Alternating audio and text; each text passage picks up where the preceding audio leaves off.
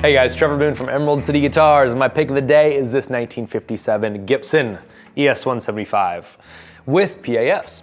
Very special guitar. This model debuted in 1949, and it started out as basically a little bit more affordable, mid-level alternative to the L5, laminate construction, but a really fine jazz box.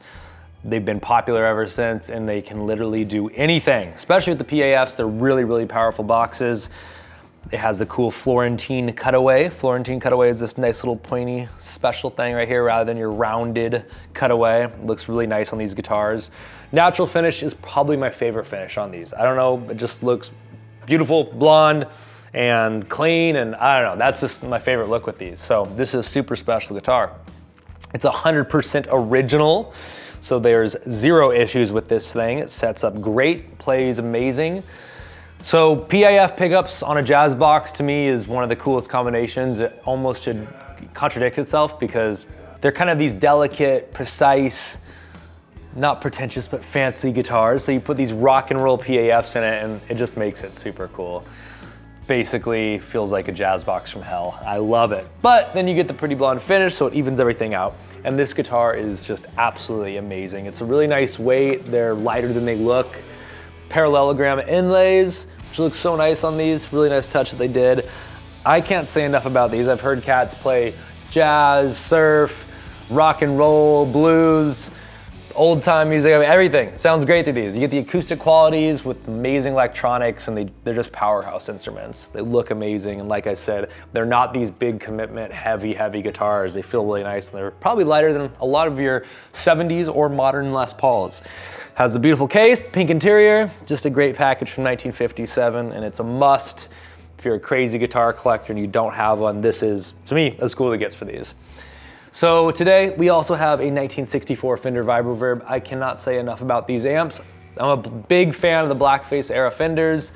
I say that all the time, but I really love them, and this is a very special amp. They only did it for 2 years, and the big difference in this is the 15-inch speaker. Stevie Ray Vaughan made these really popular, and that's because that 15-inch speaker gives you tons of headroom, so you get this crazy clean, almost what Dumble does to a crazy extent. These have that in the Fender world. Tons of headroom, big, fat, low end, clean. Gives you that kind of Stevie Ray, John Mayer tone, ultra clean, but they break up fantastic. So the reverb on this sounds out of this world good. That goes without saying. This blackface era, that kind of early 60s, that's the gold standard for reverb as far as I'm concerned. And with that 15-inch speaker, it accommodates any guitar, any style very well. So the only thing that's been changed on this is the grill, and for those of you who, for instance, it looked really convincing, it looked great when it came in, but we go through it with a fine comb, and when these left the Fender factory, they're absolutely perfect. And if you get really close, you can see it's not exactly perfect up here, but you have to be a total geek and probably have a magnifying glass to see that. So really great job, very tasteful, and looks really fitting for this amp. So really cool, well-priced 1964 Fender Vibroverb, one of the kings of, if not the king of blackface Fender amps. And yeah, so this is gonna be a great combo. You get a little bit extra headroom with that 15, you got the big jazz box with the PAF, so you need something a little bit bigger.